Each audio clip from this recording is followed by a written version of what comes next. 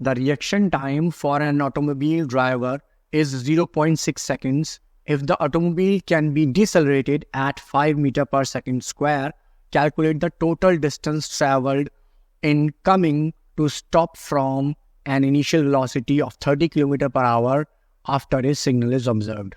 ठीक है, एक ऑटोमोबाइल ड्राइवर ने सिग्नल को देखा ना, ऑब्जर्व यहाँ लिखा ना, सिग्नल इज ऑब्जर्व्ड, सिग्नल को देखा और उस सिग्नल को देख करके रिएक्ट किया. तो रिएक्ट करने का जो टाइम है 0.6 सेकेंड्स है. ठीक है, और उसके बाद उसने रिएक्ट किया, ब्रेक लगाया, जो व्हीकल था वो 5 मीटर पर सेकेंड स्क्वायर के हिसाब से डिसेलरेट हुआ और वो रुक गया. ठीक है, तो हमें बताना है कि कुल उसने कितना डिस्टेंस कवर अप किया. ठीक है, तो हमारा यहाँ पर जो टोटल डिस्टेंस होगा वो कितना होगा, देखो total distance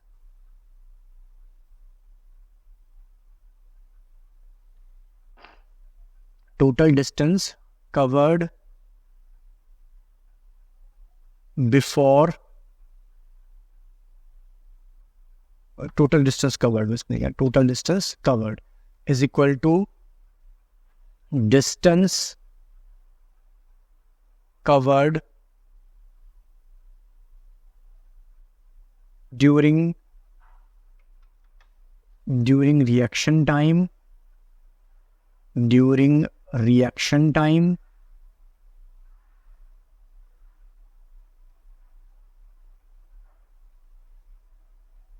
plus distance covered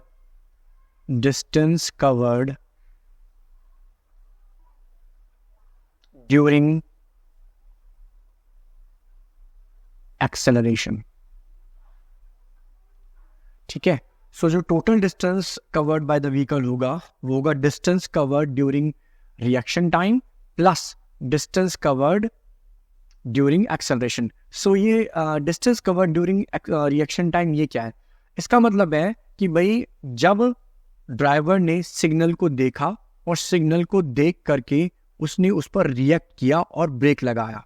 ठीक है, so that is called reaction time. तो गाड़ी तो उस टाइमिंग में चल रही है. ठीक है, अब चल रही है तो रिएक्ट किया, ब्रेक लगाया, तो कुछ तो चली जाएगी ना, कुछ तो डिस्टेंस कवर अप कर लेगी ना. सो वो डिस्टेंस, ठीक है, और plus distance cover during the deceleration. यहाँ पर हम कर देते हैं एक्सेलरेशन के बजाय डिसेलरेशन. डिसेलरेट हो रहा है ना ड्यूरिंग द रिटार्डेशन है ना, जब वो धीमा पड़ रहा है. तो देखो इसमें एक इंपॉर्टेंट बात समझने वाली है कि ये जो डिस्टेंस है ना, distance cover during reaction time, इस डिस्टेंस को गाड़ी कवर अप करती है कांस्टेंट वेलोसिटी से, है ना, कांस्टेंट वेलोसिटी यानी कि नो एक्सेलरेशन और नो डिसेलरेशन, नो एक्सेलरेशन और डिसेलरेशन. ठीक है, अच्छा, जबकि ये वाला जो डिस्टेंस है ना, ये वाला डिस्टेंस, ये डिस्टेंस कवर्ड ड्यूरिंग रिटार्डेशन, इसमें velocity is decreasing, velocity decreases. ये बात मैंने आपको क्यों बताई, ये बात हमको इस फॉर्मूला चुनने में मदद करती है. ये बात हमको मदद करती है कि भाई ये चूंकि कांस्टेंट वेलोसिटी है, इसलिए यहाँ पर distance is equal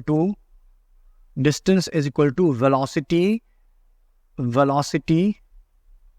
multiplied by time, जो कि कांस्टेंट वेलोसिटी के फॉर्मूलाज हैं वो यूज होएगा.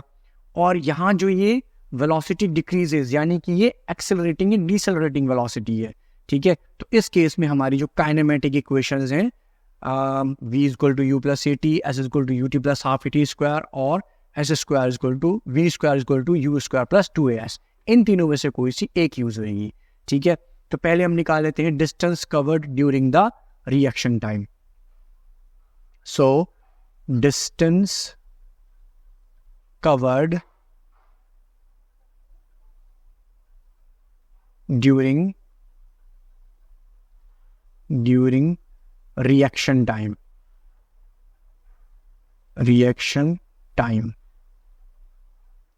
तो टाइम कितना दिया हुआ है? इस केस में हमारा टाइम है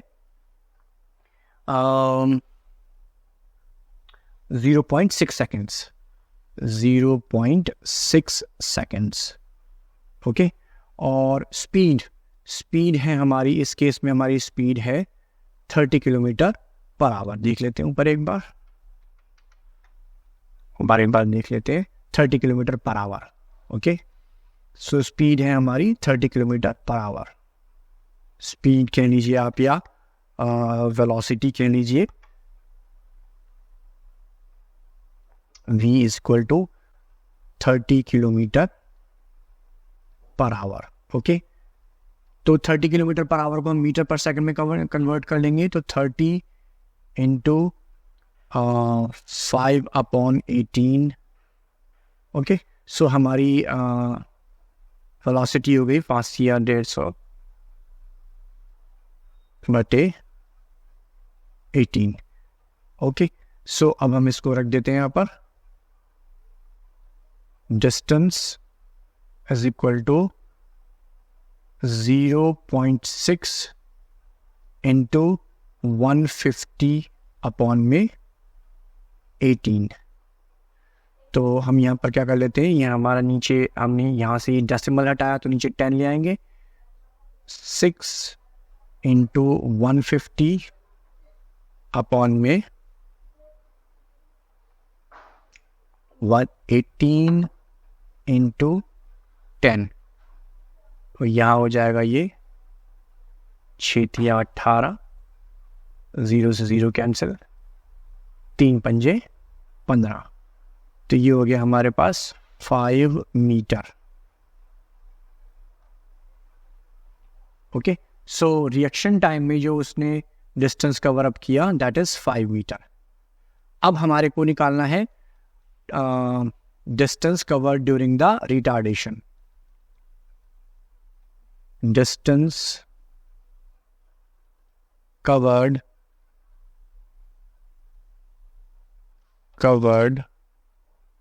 during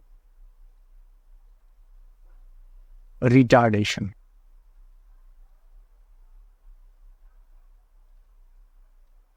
तो देखिए डिस्टेंस कवर्ड ड्यूरिंग रिटार्डेशन, तो रिटार्डेशन हुआ एक्सेलरेशन नेगेटिव, उसी को हम रिटार्डेशन कहते हैं, that is 5 metre per second square. 5 metre per second minus 5 metre per second square. Okay, और हमको यहाँ पर डिस्टेंस निकालना है। हमारी जो u है दैट इज हमने जो ये निकाली थी 150/18, ये हमारी यहाँ पर u बन जाएगी, है ना, क्योंकि भाई जब उसने ब्रेक लगाया उस टाइम जो कांस्टेंट वेलोसिटी थी वही रिटार्डेशन के लिए u बन जाएगी। So that becomes u is equal to 150/18, 150/18 metre per second. और v हमारे पास क्या हो गई, v गाड़ी रुक जाएगी, तो ये हो जाएगी v 0। और हमें क्या निकालना है, डिस्टेंस कवर्ड। ओके, तो अब हमारे पास ये 3 इक्वेशन है, हमारे पास a है, u है, v है। या हम देखते हैं हमने लिखी इक्वेशन यहाँ नहीं, तो यहाँ लिख लेते हैं वापस से, v is equal to u plus at, क्योंकि सही इक्वेशन चुनना ही इंपॉर्टेंट काम है। s is equal to ut plus half at square and v square is equal to u square plus 2as। Okay, so हमें निकालना है यहाँ पर s, हमको v दिया हुआ है, u दिया हुआ है और a दिया हुआ है। सो हमारे को यहाँ पर TA नहीं चाहिए, यहाँ पर TA नहीं चाहिए, यहाँ पर हमारा ये वाला चलेगा, v square equal to u square plus 2as। So v square है 0, u स्क्वायर 150/18 का स्क्वायर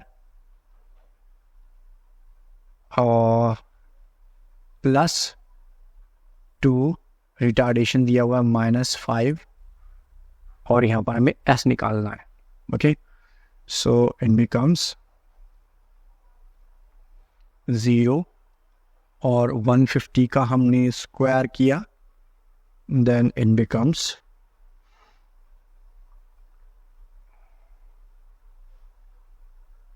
22,500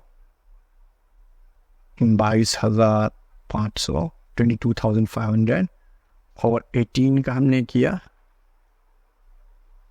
324 माइनस 5 2 जा 10s. इसकी हम साइड चेंज कर देते हैं. So this becomes -10s is equal to -22,500 upon 324. S is equal to -22500 upon में -10 into 324. यहाँ 0 से 0 कैंसिल हो गई, माइनस से माइनस कैंसिल हो गया. 2250 को 324 से डिवाइड करते हैं. 2250 डिवाइड बाई 324, दिस बिकम्स 6.94. सो यहाँ पर हमारा डिस्टेंस आएगा 6.94. देन टोटल डिस्टेंस, इन दोनों को जोड़ देंगे जो हमने पहले निकाला था. Total distance covered is equal to distance covered during the reaction time 5 था और distance covered during the retardation 6.94. So हमारा total distance निकल आता 11.94 metre. 11.94 metre. That is the required answer. Thank you.